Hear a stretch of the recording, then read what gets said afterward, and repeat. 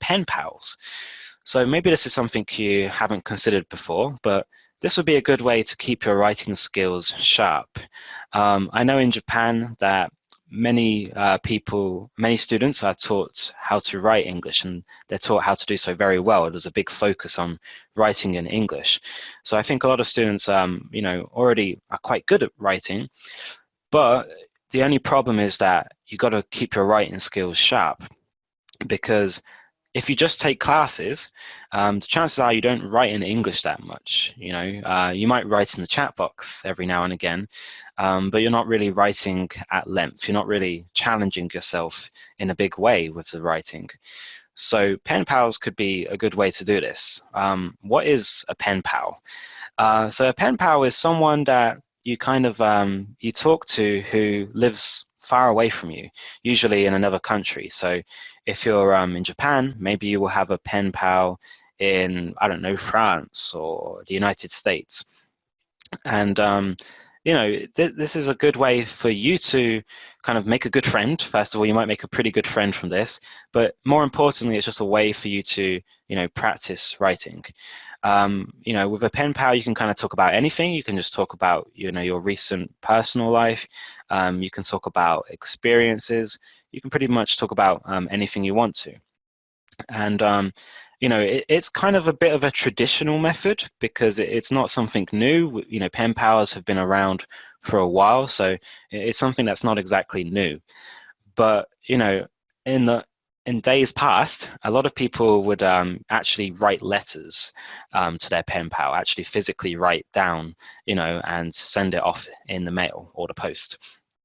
But these days, thanks to the internet, once again, you can find an online pen pal. So there's quite a few different websites out there which can kind of provide you with a pen pal.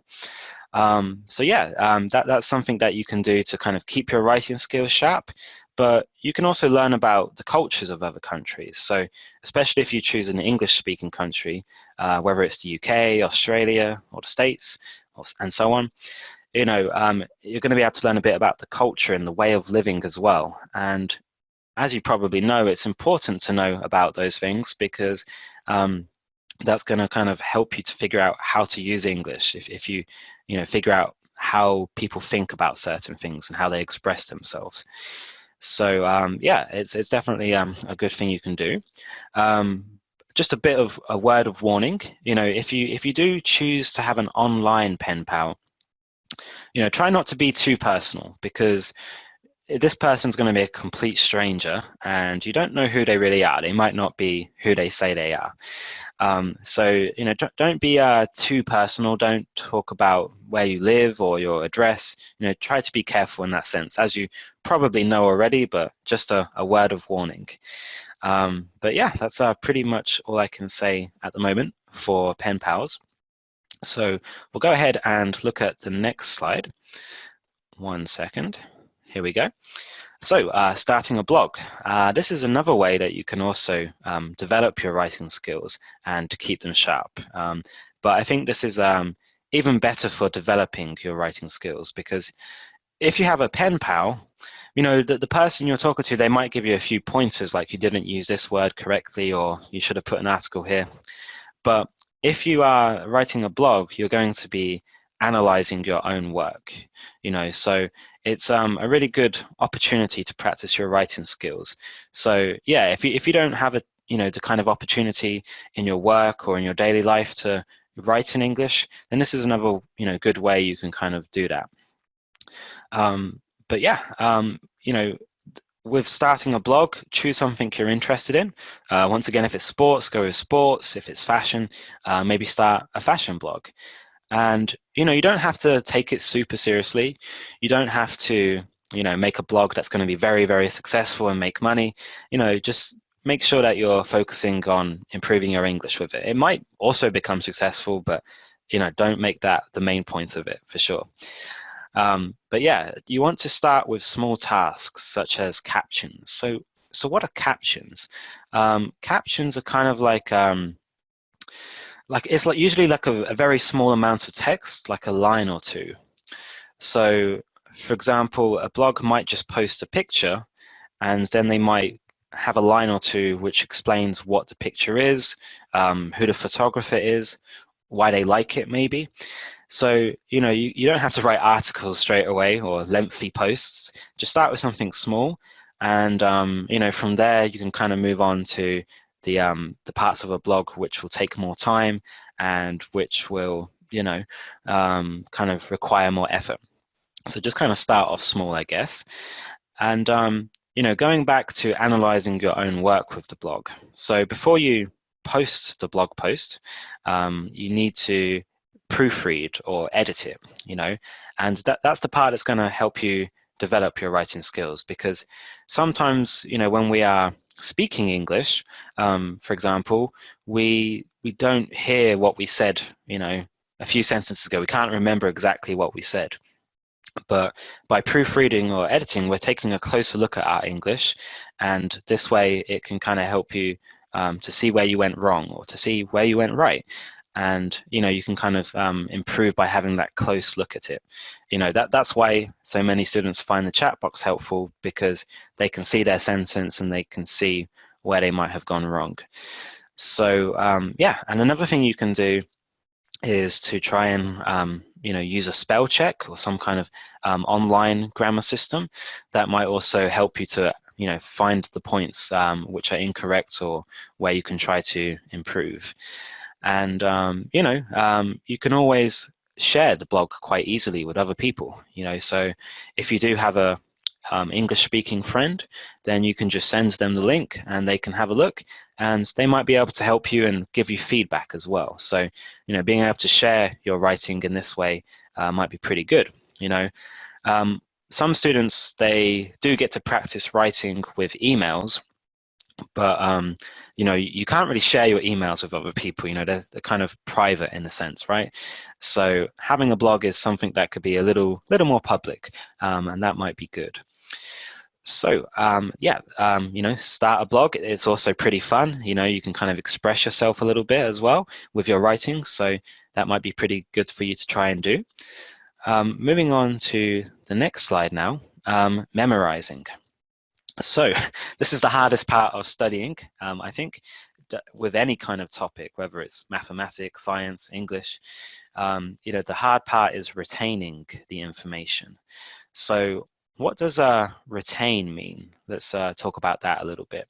So to retain something kind of means to, kind of store it in your memory. I can tell you something, or someone can tell you something, and you might forget it 10 minutes later or by the next day. So what you want to do is try and make sure that you retain it, and you want to do that through repetition. What does repetition mean? Well, it kind of means to repeat something over and over again, and repetition is really the key to studying. So there's a few different ways you can try and retain information. The first one is through music. Music is somewhat magical in the way that it can help us to remember feelings or remember lines or to remember thoughts. And, it's melody and also a bit of songwriting that comes into that, but mainly melody that's going to help us. It kind of makes us remember it in a better way than just hearing information straight up in a kind of dull way. I've heard that some people, they will listen to a song a day, a new song perhaps, and obviously an English song, and they will kind of keep listening to the song and kind of learning the song in their head, learning how to sing it or hum along to it, and that kind of helps them to remember all of those words and all of the sentences that are within the lyrics.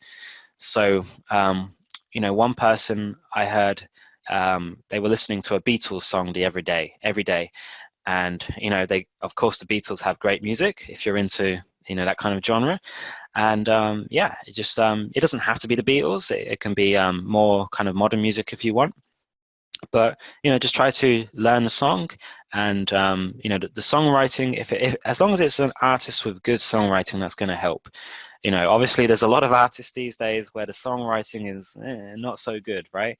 But there are still a few out there. You just need to know where to look. But yeah, if you have an artist with good songwriting, that's also going to help you remember as well, because the message of the song is going to leave an impact on you as well. So, definitely try to choose somebody that has good songwriting. And, some people would argue that the Beatles were the best songwriters. So, maybe they wouldn't be a bad place to start. They would be a good starting point.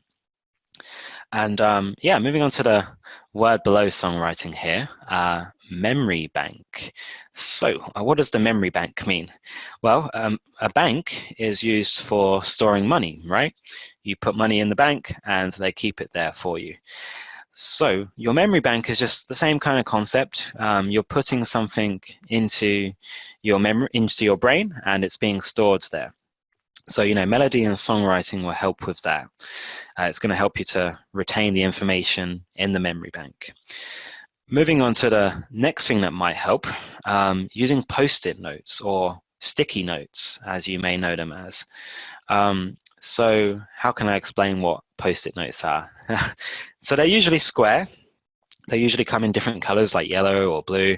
And you just kind of have a pad and you pull it off and you kind of just, put it on a wall or some kind of surface like that. And what I suggest doing with post-it notes is, make sure to write what you need to remember on it. This is especially good with grammar, so when to use certain prepositions or when to use certain articles. If you're having real trouble with that, write it down on post-it notes and put it somewhere that you're going to see it constantly. Not somewhere where you're going to sit down and look at it, but somewhere you might pass by. So it could be like on your fridge, for example, or on a noteboard in your room. And, even just passing by it and glancing at it every now and again, that can kind of maybe help your subconscious kind of remember it. So put the post-it notes in places you're at a lot. I'm not sure if you'll be allowed to have them in your workplace, but if you can have them on your desk, that might be good. But yeah, if not, put them in like your bedroom or your kitchen perhaps. And as long as you keep seeing them and keep reading it, that information eventually is going to stick sooner or later. So yeah, that's a good way to try and retain the information as best possible.